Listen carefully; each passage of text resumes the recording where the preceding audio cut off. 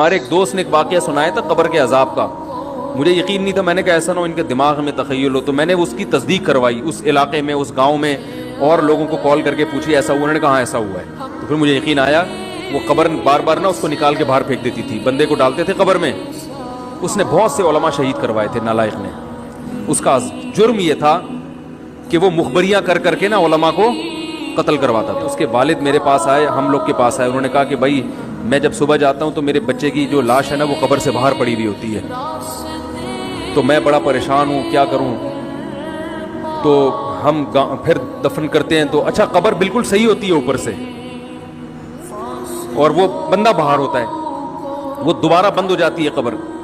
تو ہم بڑے پریشان ہیں, کیا کریں. یہ کوئی شخص شرارت کر رہا ہے. تو کہہ رہے ہیں, ہم نے کہا بھائی ہم تو نہیں کر رہے شرارت.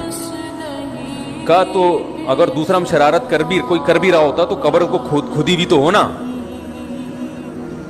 تو انہوں نے کہا, پھر یہ مشورہ انہوں نے ان کو دیا کہ تم ایسا کرو, لڑکا جو قتل ہوا, جو مرا تھا نا, جو قبر میں تھا, جس کی لاش باہر, نوجوان تھا, وہ بڑا مخبر آدمی تھا, وہاں کے گاؤں کے لوگوں نے بتایا. تو اس کی لاش جب باہر پڑی ہوتی تو باپ اور بھائی کو لوگوں نے مشورہ دیا اس لڑکے کے کہ تم لوگ رات کو قبرستان میں جا کے بیٹھ جاؤ,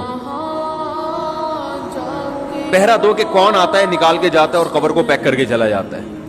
تو وہ صاحب مجھے بتا رہے تھے کہ اگلے دن وہ چیختے ہوئے آئے ہیں, چیختے ہوئے, باپ اور بھائی جو ہے نا.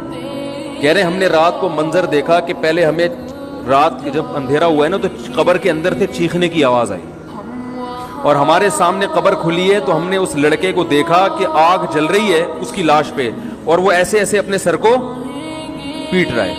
کہہ رہے ہم تو خوف کی وجہ سے بے ہوش ہو گئے, ہمیں نہیں پتا اس کے بعد کیا ہوا. ہوش میں آیا تو وہ لاش باہر پڑی.